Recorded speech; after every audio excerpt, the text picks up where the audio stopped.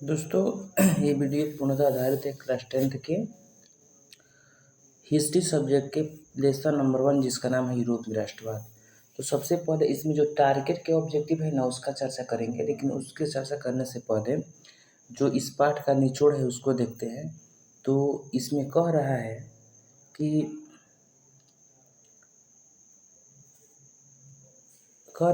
फ्रांसीसी दार्शनिक अंसर्ट रेनन के अनुसार राष्ट्रवाद एक बड़ी और व्यापक एकता है। बस ये देखते जाइए, थोड़ा सा एक दृष्टि से देखिएगा ना, थोड़ा सा ऑब्जेक्टिव क्लियर हो जाएगा। 1789 ईस्वी की फ्रांसीसी क्रांति से राष्ट्रवाद उन्नत रूप से प्रकट होती है। यहाँ से ऑब्जेक्टिव आ सकता है कि किस क्रांति के बाद राष्ट्रवाद प्रकट हुआ या उन्नत हुआ, तो फ्रांसीसी क्रांति के बाद 19वीं सदी के दौरान राष्ट्रवाद एक ऐसी ताकत बनकर उभरा, इसने यूरोप में राजनीतिक और मानसिक जगत में परिवर्तन ला दिया। यहाँ से कोई मतलब नहीं है। कह रहे कि यूरोप का बीजारोपण राष्ट्रवाद का बीजारोपण यूरोप में पुनर्जागरण के काल से ही प्रारंभ हुआ। यहाँ से हो गए ऑब्जेक्टिव एक कि राष्ट्रवाद का बीजारोपण कहाँ से हुआ, तो यूरोप में पुनर्जागरण काल से। यूरोप में राष्ट्रीयता की भावना का विकास मुख्यतः फ्रांस की राजक्रांति। यूरोप में राष्ट्रीयता की भावना का विकास किस क्रांति के बाद हुई थी, तो फ्रांस की राज्य क्रांति के बाद में। यहाँ से ऑब्जेक्टिव एक आया। 18वीं शताब्दी में मध्य यूरोप में निरंकुश राजशाही का शासन था, इससे कोई मतलब नहीं। फ्रांस में मध्यम वर्ग के लोगों को बुर्जुआ वर्ग कहा जाता है। यहाँ से ऑब्जेक्टिव आएगा कि मध्यम वर्ग को क्या कहा जाता है, तो बुर्जुआ वर्ग। 1789 ईस्वी की फ्रांसीसी क्रांति मध्यम वर्ग की क्रांति थी, ऑब्जेक्टिव आएगा। फ्रांस में स्टेट जनरल नामक संस्था का नाम बदलकर नेशनल असेंबली कर दिया गया। यहाँ से ऑब्जेक्टिव आएगा। नेपोलियन का जन्म 1769 ईस्वी में कोर्सिका द्वीप में हुआ था तथा 1804 ईस्वी में फ्रांस की राजगद्दी पर बैठा। यहाँ से ऑब्जेक्टिव आएगा। गणतंत्र एवं प्रजातंत्र का विरोध और पुरातन व्यवस्था की पुनर्स्थापना करना मेटरनिक व्यवस्था का उद्देश्य था। वियना व्यवस्था के तहत फ्रांस में बुर्बो राजवंश पुनर्स्थापित हुआ तथा लुई 18वीं फ्रांस का राजा बना। अगला कार्य कि वियना कांग्रेस कब हुआ था, 1815 ईस्वी में। इसका मुख्य उद्देश्य क्या था, यूरोप में पुनः उसी व्यवस्था को स्थापित करना था जिसे नेपोलियन ने समाप्त किया था। 1700 आगे क्वेश्चन है। 1815 ईस्वी में वियना कांग्रेस की मेजबानी ऑस्ट्रिया के चांसलर मेटरनिक ने। यहाँ से ऑब्जेक्टिव आएगा।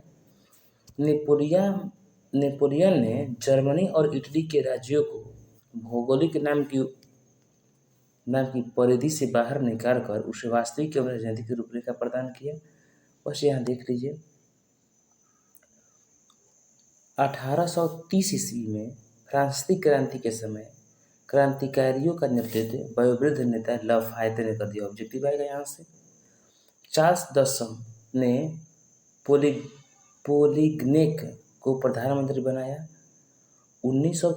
1830 ईस्वी की क्रांति के समय फ्रांस का शासक कौन था, तो चार्ल्स दसम, ऑब्जेक्टिव आएगा यहाँ से। फ्रांस में जुलाई 1830 ईस्वी की क्रांति के परिणाम स्वरूप बुर्बो वंश के स्थापना पर ऑर्लेयंस वंश को गद्दी सौंपी गई। यहाँ से ऑब्जेक्टिव आएगा। सुधारवादियों ने 12 फरवरी 1848 ईस्वी को पेरिस में थियर्स के नेतृत्व में एक विशाल भोज का आयोजन किया, कोई मतलब नहीं। 1848 ईस्वी की क्रांति के बाद लुई नेपोलियन फ्रांस का सम्राट बना। यहाँ से ऑब्जेक्टिव आएगा।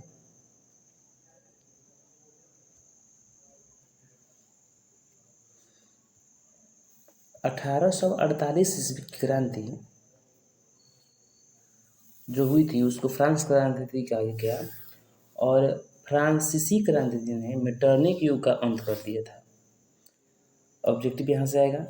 लुई फिलिप ने स्वर्णिम मध्यवर्गीय नीति की अवलंबन करते हुए सन 1840 में गीजो को प्रधानमंत्री नियुक्त किया। ऑब्जेक्टिव आएगा यहाँ से। सिर्डिनिया पिडमाउंट का शासक विक्टर एमेनुअल ने काउंट काबूर को प्रधानमंत्री नियुक्त किया। यहाँ से ऑब्जेक्टिव आएगा। इटली की समस्या को काउंट काबूर ने अपनी कूटनीति के बल पर संपूर्ण यूरोप की समस्या बना दिया। कोई मतलब नहीं। इटली विजय के पश्चात नेपोलियन ने इसे तीन गणराज्यों में गठित किया। कौन कौन? सिस्पाइन गणराज्य, लिगुलियन और ट्रांसपेडेन। इटली में एक गुप्त दल कार्बोनरी गठन हुआ। ऑब्जेक्टिव आएगा। यंग इटली तथा यंग यूरोप नामक संस्था का गठन मेजिन ने किया था। ऑब्जेक्टिव आएगा। गरीबाड़ी पेशे में नाविक था। ऑब्जेक्टिव आएगा। 1834 ईस्वी में प्रशा में एक शुल्क संघ जलवेरायन की स्थापना की। यहाँ से ऑब्जेक्टिव आएगा। 18वीं शताब्दी में जर्मनी छोटे छोटे राज्यों में बांटा गया। जर्मनी में मेटरनिख ने आंदोलन को कुचलने के लिए दमनकारी कानून कारस्वाद के आदेश को जारी किया। ऑब्जेक्टिव आएगा यहाँ से। विलियम प्रथम प्रशा का शासक था जिसने बिस्मार्क को अपना चांसलर नियुक्त किया। यहाँ से ऑब्जेक्टिव आएगा। नेपोलियन बोनापार्ट ने 1826 ईस्वी में जर्मन प्रदेशों को जीतकर राइन राज्य संघ के निर्माण किया। यहाँ से ऑब्जेक्टिव आएगा। तो ये रहा ऑब्जेक्टिव। और यूरोप में राष्ट्रवाद क्लास 10th के हिस्ट्री सब्जेक्ट के चैप्टर नंबर 1 है यूरोप में राष्ट्रवाद। ये कहने को क्लास 10th का है लेकिन सभी कॉम्पिटिटिव एग्जाम में ये काम आएगा। तो पहला क्वेश्चन कह रहा है कि प्रथम जेनेवा कन्वेंशन कब हुआ था। प्रथम जेनेवा कन्वेंशन की बात कहेगा तो ये हुआ था 1864 ईस्वी में। प्रथम जेनेवा कन्वेंशन कब? 1864 ईस्वी में। दूसरा क्वेश्चन है कि इटली का एकीकरण कब पूर्ण हुआ। इटली का एकीकरण कब पूर्ण हुआ? तो इटली का एकीकरण 1871 में पूर्ण हो गया था। इटली का एकीकरण 1871 में पूर्ण हो गया था। क्वेश्चन नंबर 3 है कि लुई फिलिप किस देश का शासक था। तो लुई फिलिप फ्रांस का शासक था। यूरोपियन सभ्यता का पालना किसे कहा जाता है। यूरोपियन सभ्यता के पालना तो यूनान को देखिए। सभी क्वेश्चन 2024 में आया हुआ है इसलिए इम्पोर्टेंट है। करे कि बोहेमिया निम्न में से किस देश के अधीन था। बोहेमिया की बात कहेगा तो ऑस्ट्रिया के। निम्न में से कौन मित्र राष्ट्रों के गुट में शामिल नहीं था। मित्र राष्ट्र के गुट में कहेगा तो जर्मनी मित्र राष्ट्र में नहीं था। 1871 में विलियम प्रथम कहाँ का सम्राट बना। तो ये बना था जर्मनी के सम्राट बना था। सार्डिनिया का राजा कौन था। सार्डिनिया के राजा की बात कहेगा तो विक्टर एमेनुअल थे।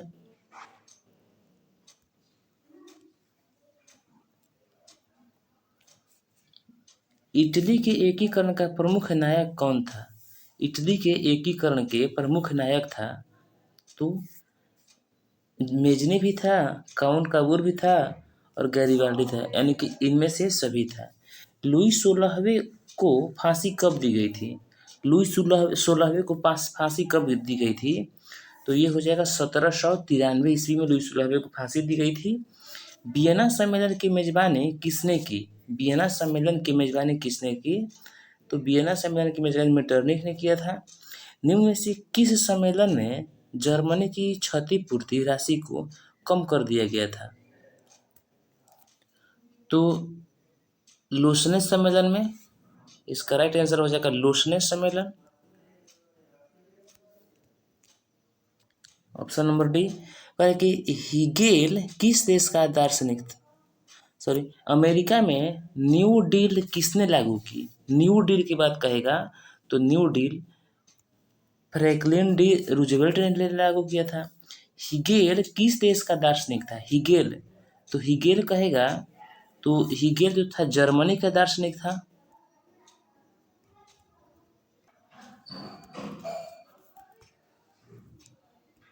कहे कि वियना कांग्रेस का मुख्य उद्देश्य क्या था? वियना कांग्रेस का मुख्य उद्देश्य क्या था? तो वियना कांग्रेस का मुख्य उद्देश्य था राजतंत्र को पुनर्स्थापित करना। राजतंत्र को पुनर्स्थापित करना था वियना का मुख्य उद्देश्य। सिकंदर कहाँ का निवासी था? ये देखिए सब क्वेश्चन आया हुआ है, सब इम्पोर्टेंट है, एक भी समझ लीजिए कि ऐसा नहीं है आलतू फालतू, सब इम्पोर्टेंट है। कह रहे कि सिकंदर कहाँ का निवासी था? तो सिकंदर आप लोगों को यूनान का निवासी था। अगला क्वेश्चन है कि फ्रांसीसी क्रांति कब हुई थी? फ्रांसीसी क्रांति के बाद कहेगा तो फ्रांसीसी क्रांति 1789 ईस्वी में हुई थी। 1789 ईस्वी में फ्रांस की क्रांति हुई थी। अगले क्वेश्चन कह रहे कि राष्ट्रीय आंदोलन का केंद्र जेना विश्वविद्यालय कहाँ स्थित है? जेना विश्वविद्यालय कहेगा तो जेना विश्वविद्यालय जर्मनी में, ज से जेना और ज से जर्मनी। कोसुथ का संबंध किस देश से है? कोसुथ है, तो कोसुथ का संबंध हंगरी से है। कोसुथ का संबंध हंगरी से है। इटली तथा जर्मनी वर्तमान में किस महादेश के अंतर्गत आते हैं? इटली और जर्मनी जो है ना यूरोप महादेश के अंतर्गत आते हैं। इटली तथा जर्मनी वर्तमान में किस महादेश के अंतर्गत आते हैं? तो यूरोप महादेश के अंतर्गत। कह रहे कि फ्रांस में किस शासन वंश की पुनर्स्थापना वियना कांग्रेस द्वारा की गई थी? वियना कांग्रेस के द्वारा किस शासन वंश की स्थापना की गई थी? तो इसका राइट आंसर हो जाएगा बुर्बो वंश की। मेजनी का संबंध किस संगठन से था? मेजनी का संबंध किस संगठन से था? तो कार्बोनरी संगठन से। कह कि इटली एवं जर्मनी के एकीकरण के विरुद्ध निम्न में से कौन था? इटली और जर्मनी के विरुद्ध जो था ऑस्ट्रिया था। काउंट काबूर को विक्टर एमेनुअल ने किस पद पर नियुक्त किया था? देखिए कितना बड़ा आया हुआ है। तो काउंट काबूर को विक्टर एमेनुअल ने प्रधानमंत्री के पद पर नियुक्त किया था। गैरिबाल्डी पेशे में क्या था? देखिए 1 2 3 बार आया, बहुत इंपॉर्टेंट है। तो गैरिबाल्डी पेशे में क्या था? तो गैरिबाल्डी पेशे में नाविक था। करे कि जर्मन राइन राज्य का निर्माण किसने किया था? जर्मन राइन का नेपोलियन बोनापार्ट। देखिए 1 2 3 4 बार आया हुआ है। आप लोगों को कोई हिदायत देखो कि कहेगा कि जो 2020 में आ गया 2021 में नहीं आएगा, जो 24 में आ गया 2025 में नहीं आएगा। देखिए यहाँ 2022 में भी आया हुआ है, 2023 में भी आया हुआ है। तो ऐसा नहीं है, सभी क्वेश्चन को देखना है। तो देखिए इंपॉर्टेंट क्वेश्चन है, जर्मन राइन राज्य का निर्माण किसने किया था? तो नेपोलियन बोनापार्ट ने।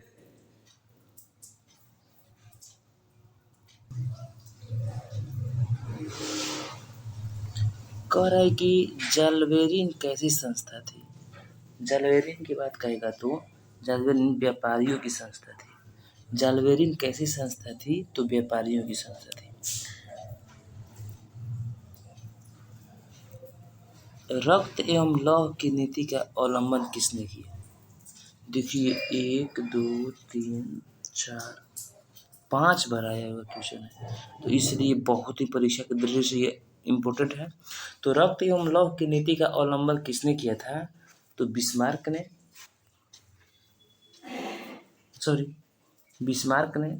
कितना कर रहे हैं। रक्त एवं लौह की नीति का अवलंबन किसने किया था? तो बिस्मार्क ने। फ्रैंकफर्ट की संधि कब हुई थी? फ्रैंकफर्ट, तो फ्रैंकफर्ट की संधि के बारे में कहेगा। फ्रैंकफर्ट की संधि कब हुई थी? तो फ्रैंकफर्ट की संधि हुई थी 1871 ईस्वी में। फ्रैंकफर्ट की संधि कब हुई थी? 1871 ईस्वी में। फ्रैंकफर्ट की संधि कब हुई थी?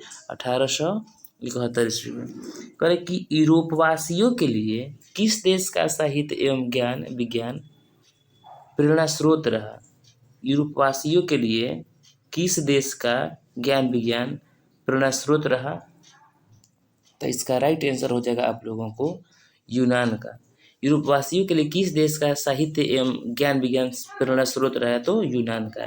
नेपल्स की क्रांति कब हुई थी? नेपल्स की क्रांति कब हुई थी? तो नेपल्स की क्रांति हुई थी 1821 ईस्वी में। नेपल्स की क्रांति कब हुई थी? 1821 ईस्वी में। चार्टिस्ट आंदोलन कहाँ हुआ था? चार्टिस्ट आंदोलन, तो चार्टिस्ट आंदोलन होगा इंग्लैंड में। चार्टिस्ट आंदोलन कहाँ हुआ था? तो इंग्लैंड में। यूनान को एक स्वतंत्र राष्ट्र घोषित किया गया कब? यूनान को एक स्वतंत्र राष्ट्र घोषित किया गया कब? तो इसका राइट आंसर हो जाएगा आप लोगों को 1832 ईस्वी में। यूनान को एक स्वतंत्र राष्ट्र घोषित किया गया कब? 1832 ईस्वी में। कह रहे कि ऐतिहासिक द्वंद्ववाद की व्याख्या किसने की? ऐतिहासिक द्वंद्ववाद की व्याख्या किसने की? तो हीगेल ने। ऐतिहासिक द्वंद्ववाद की व्याख्या किसने की? हीगेल ने। अगला क्वेश्चन है कि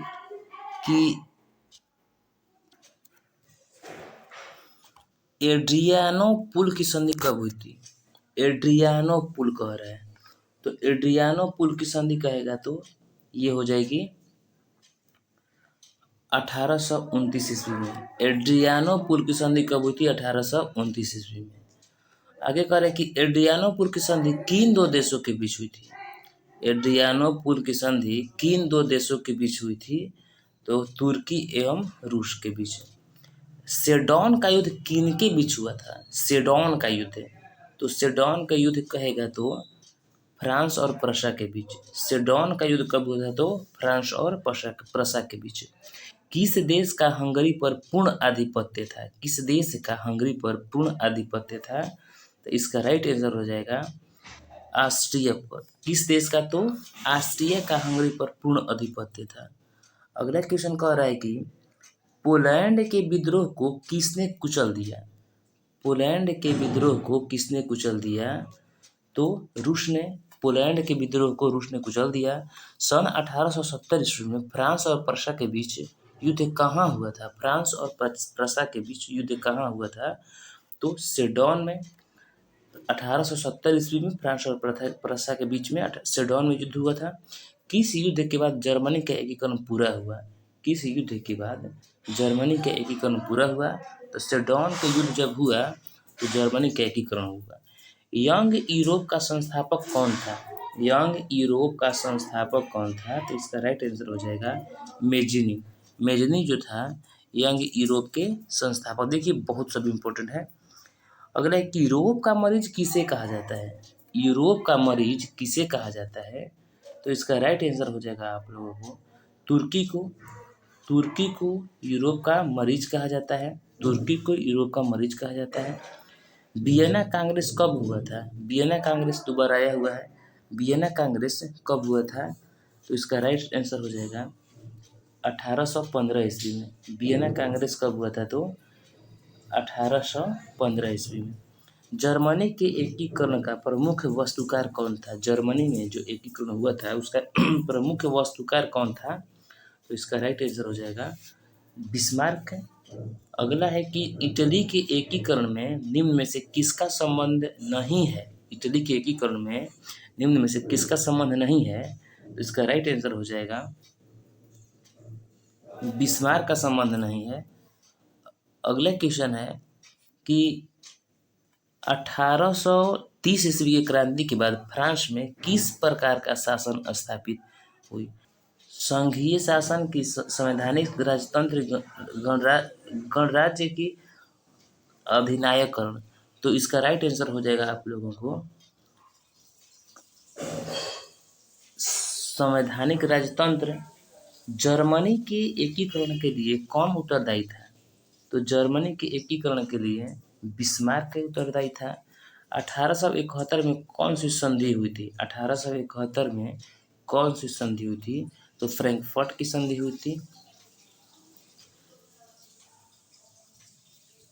इटली के एकीकरण में निम्न में किसने योगदान दिया था? दो बार आया हुआ क्वेश्चन, 2200 में आया हुआ है, 2300 में आया हुआ है। तो इटली के एकीकरण में निम्न में से किसने योगदान किया था? इसका राइट आंसर हो जाएगा आप लोगों को मेजनी एमेनुअल भी, गैरिबाल्डी भी, काउंट काबूर भी, यानी कि इनमें से सभी हो जाएगा। कह रहा है कि रॉबर्ट ओवन कहाँ का निवासी था। तो रॉबर्ट ओवन जो था ब्रिटेन के निवासी था। रॉबर्ट ओवन कहाँ का निवासी था? तो ब्रिटेन का। तो ये रहा मेरा 51 क्वेश्चन। यदि आप लोगों को वीडियो अच्छा लगा होगा तो वीडियो को लाइक करें, चैनल को सब्सक्राइब करें तथा दोस्तों को भी शेयर करें। धन्यवाद।